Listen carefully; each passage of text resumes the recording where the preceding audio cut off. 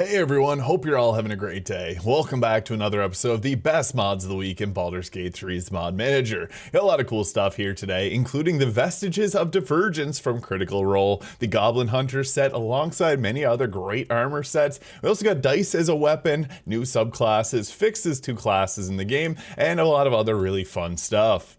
Gonna dive in here first with the Vestiges of Divergence here by Fatally Gay. If you've watched the show Critical Role, you'll know these items here, and there are 4 that are currently implemented: the Titanstone Knuckles, the Deathwalker's Ward, the Plate of the Dawn Martyr, and the Whisper weapon here. So, just to briefly go over these, the Titanstone Knuckles here is going to add progressive abilities, like it increases your strength to 22. When you hit level 5, it goes to 24, and then 26 at level 9. This also, when it hits an object, it's going to be a critical hit, so great for breaking stuff down. It also will give you the Enlarge or Reduce spell at level 5, and at level 9, you get resistance to fire, cold, lightning, and thunder damage while under the effects of Reduce or Large. Pretty cool stuff there. The Deathwalker's Ward here is an armor set. Now, these don't come with unique assets. They're reused ones for the base game, but I think that that is totally fine because this is meant to be an adaptation into Baldur's Gate 3, but what this does, it gives a +1 bonus to armor class while wearing it. The bonus does increase to +2 and +3 at level 5 and 9, and additionally you'll get advantage on death saving throws, and then at level 5 you get the Deathwalker's Resistance, and level 9 gives you Flight.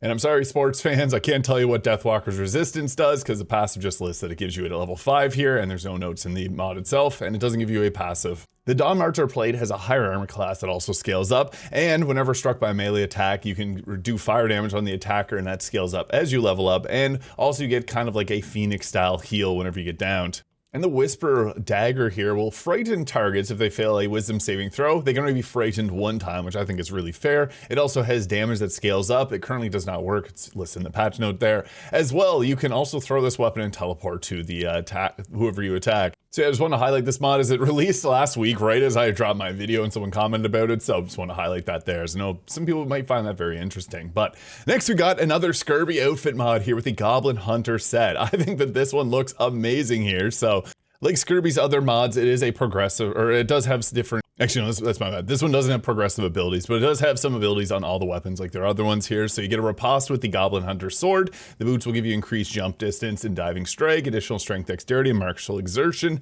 This will add your armor class and wisdom saving throws increase with your level. I guess it does have progressive ability just on that one there. And this will also increase your intelligence score to 18. And here is what the armor set looks like. It is a really nice one. There's also a scabbard there, so you can have the sword and then have that on your back as well. And that is considered a instrument, so you can pair this alongside cloaks and stuff, and I think that is really nice. Also, this does have camp clothing versions of them, so that's cool too.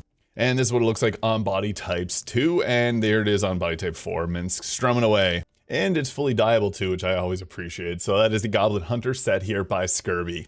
Next up, we got the Vengeance outfit here by Obscenity. And what's cool about this armor set here is if you use the Easy Dye mod on PC, you're able to change the color of this glow. But otherwise, this helmet and overall armor set looks amazing. Kind of giving me like some Star Wars type vibes here, but it's very unique and nice within the world of Baldur's Gate 3. And here are the stats for the equipments here. So some nice stuff there. Freedom of movement, Longstrider. In the helmet itself has 2 different versions. This comes with Abjure Enemy and Vow of Enmity. And Vow of Enmity being very powerful because you can always just put this on yourself and get advantage on all your attack rolls for 10 turns.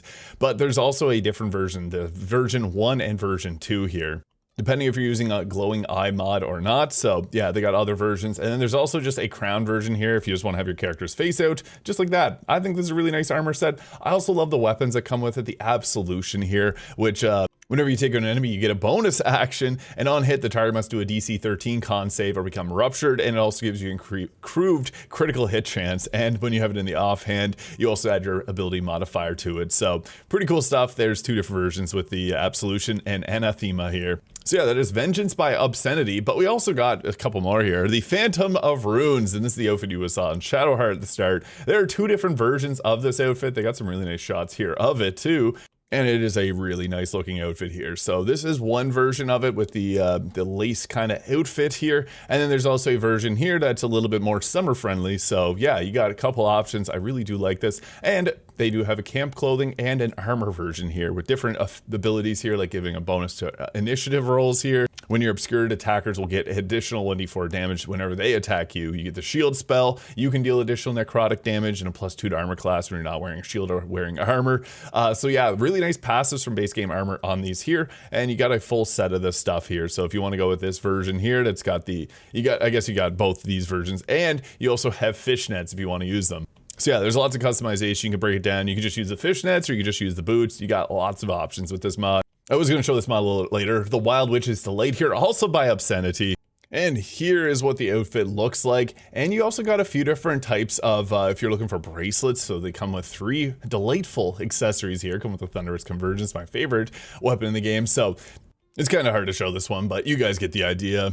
I also want to do a little heads up because every week it seems like I get a comment about not being able to show certain mods. YouTube does have rules in what you can show on the platform, and unfortunately there's a lot of mods that are NSFW that I just unfortunately am not able to show. I get a comment probably every week regarding that, so I just want to make a little PSA that unfortunately if I'm not showing a mod, there's probably a reason for it, whether the mod author requests not to have it shown or just I can't show it on YouTube. So just want to put that out there. But next, you see these cool dice on my shoulder? Well, this is the Gambler equipment here by Sigurd01. And yes, you actually do end up throwing these dice. And it's actually kind of interesting because you throw the dice, you throw 3 of them. The damage dealt is based on the number rolled multiplied by 2. So pretty interesting stuff. Basically, you also get an offhand version, which lets you do that as well. And I'll show you guys what this here looks like. So you constantly will have those dice on your shoulder here. You have the throw fixed dice. It does an attack roll. And you go ahead and you actually throw the dice. It is really hard to showcase. There we go. So yeah, you can see the dice there, and whenever I go ahead, if you do end up hitting it, you're gonna see the dice end up rolling, so we'll try to get this to happen here.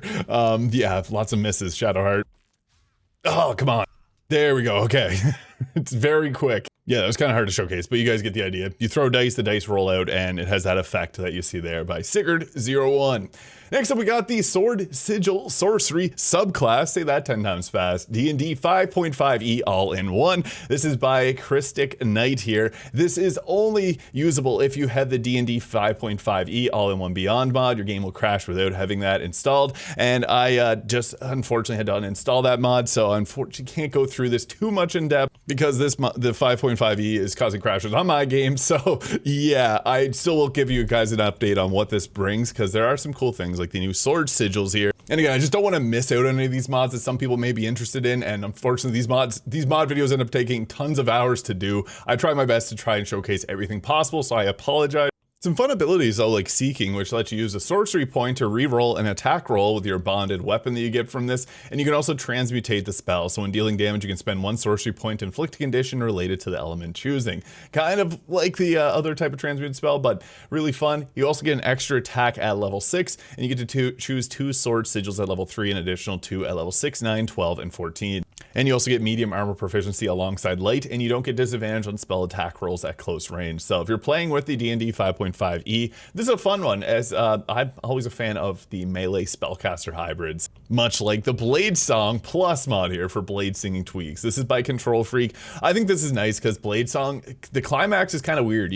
I typically don't end up using it. I don't know about you guys, but typically when you're playing as the blade singing wizard, spellcasting is weirdly enough still one of your better options, but this balances it out. So Bladesong Climax will not end the Bladesong, and also it'll consume the charges as normal, and then it goes on a 3-turn cooldown, so you can't just spam it. On top of this, it also makes it so that your weapon attacks will generate the Bladesong damage charges, so you don't cast spells to get that, and then spells at level 1 or higher will give you the healing charges. I think this is nice as a fan of the blade singing wizard. It's just a nice tweak. So yeah, Bladesong Plus.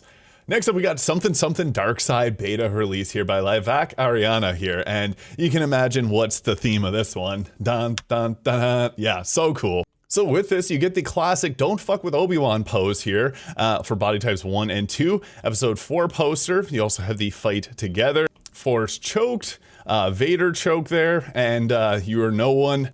Ahsoka, I am no Jedi. Ahsoka cross, lean, Padme kiss, Vader choke solo, Kylo crouch. Yeah, that's pretty sweet. Something Darkside beta released by Livak Ariana. Now, there's also Space Mommies and Daddies here by Dramatic Chipmunk. Unfortunately, as you can see beside my head here, can't seem to download the mod. Error, downloading mod keeps popping up. This was happening for me too. Would have loved to showcase this one. as it goes perfectly with the last mod, but I'll just showcase the images in case this mod ended up getting fixed here. So yeah, you can see they've recreated and also used a few different assets from the people named here to be able to create this mod. So just want to showcase that there. So yeah, you can even make some like Fallout themed appearances with this mod. The outfits look really, really nice here. And yeah, there's a lot of great Star Wars stuff out there. So works great with the pose pack that I showed previously. Space, Mommies, and Daddies. Hopefully we'll get this up and running here soon. And this again is made by Dramatic Chipmunk here. Next up, we got the Roah Moonglow Always Escapes. So this is nice if you like this character here. This mod's made by What's on the Flip.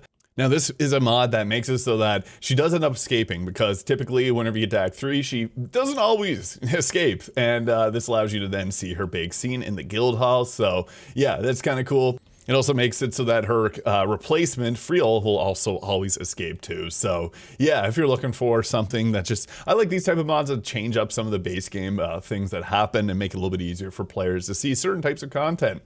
And next up, we got the Poison Resistance for Minthara. This mod just makes sense. This is by Kobold Juno. Now, there is actually a cool scene that Minthara gives you in the game where she is constantly putting poison on her lips while kissing you so that you become immune to poison. So why not make it so that she is immune to poison too? So the daughter of House Baron here, this gives her the saving throw advantage on being poisoned and resistance against poison damage, like the Dwarven Resilience. I think it makes sense. Kind of like how Karlach should get the fire immunity and burning immunity. So worth checking out if you're a fan of Minthara, and I know there's a lot of them out there. Now, I haven't shared a dice mod in a while, but these are definitely worth it. This is by Gnome Problem, the Jaheira's Dice of Being Very Ancient. I think this looks really nice, so I just want to highlight this here.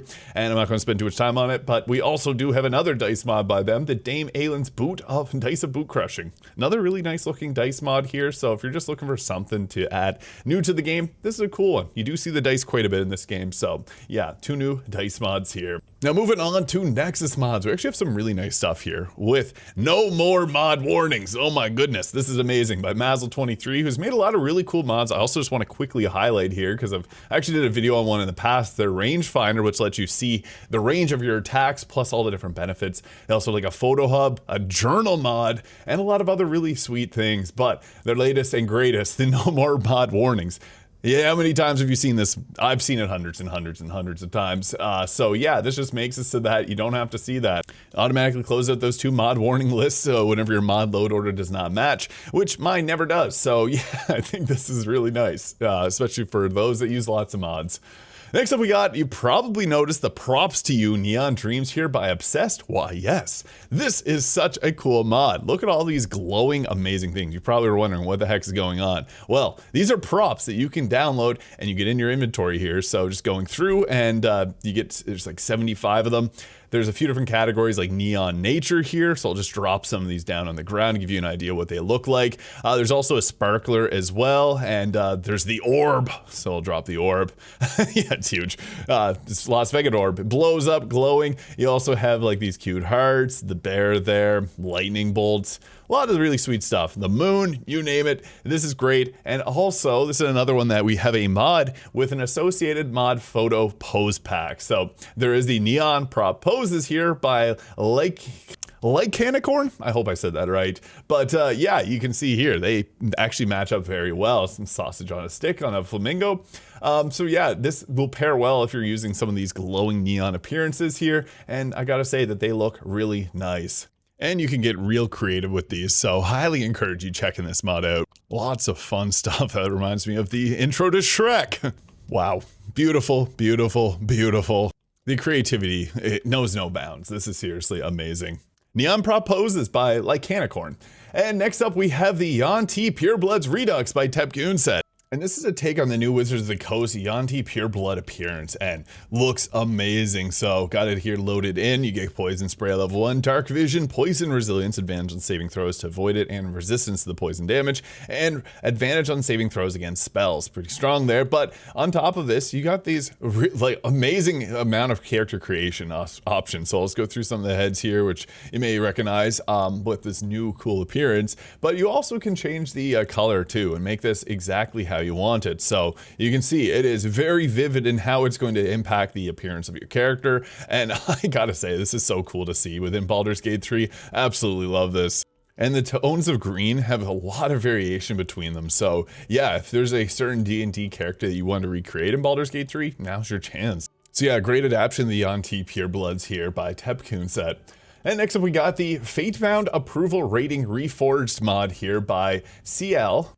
Now this is kind of similar to the Friends with Benefits mod that I covered previously, but it has some differences here because this one's going to actually impact the companions as well, and companion buffs are going to be a little different here. So individual bonds, whenever you have a medium relationship, it gives a +1 to a skill. High will give a +2 to the skill and damage type. High stat will also give an increase to a combat stat, and then at the exceptional here, they also get a perk. There's a lot to cover with this, so I'll just give you an idea of what a Fatebound Astarion looks like. So at max out, he gets a +3 to stealth, +2 necrotic damage, +1 to initiative, and the Predator's Instinct, which gives you increased critical hit chance on targets that have not taken a turn yet. So yeah, there's a lot of cool stuff going into this, and should be compatible with anything, although it might end up working with the Friends with Benefits, but definitely want to just highlight this one as well. And finally, we got the Kratos face and body tattoos by Mooch30 here. I think that this looks really cool. Kratos, one of the most recognizable video game characters, and you can now play as him in Baldur's Gate 3. I actually did a Kratos build a couple years back, actually, and yeah, this is really sweet to see. Big fan of God of War, and I think that they did an incredible job with this head mod. And just a heads up for those downloading, it's not a normal .pack file, it's actually a .tds, so there's a little bit of a different way to install these, and you can have it as a replacer, or if you're using other types of character creation mods, there's a variety of different options in other types of files here. But yeah, another great week for modding in Baldur's Gate 3. I was hoping to release my mod this week, but been very, very busy lately, and unfortunately have not had the time, so I'll hopefully get that released next week. Gotta put some finishing touches, and you guys know how it is. Whenever you're making something, scope creep sets in, and you end up adding more than you ended up anticipating, and it extends out the timeline on these things, so stay tuned for that. But let me know your thoughts on a favorite mod from this week. Hit the subscribe button below if you haven't already. Have yourself a great day.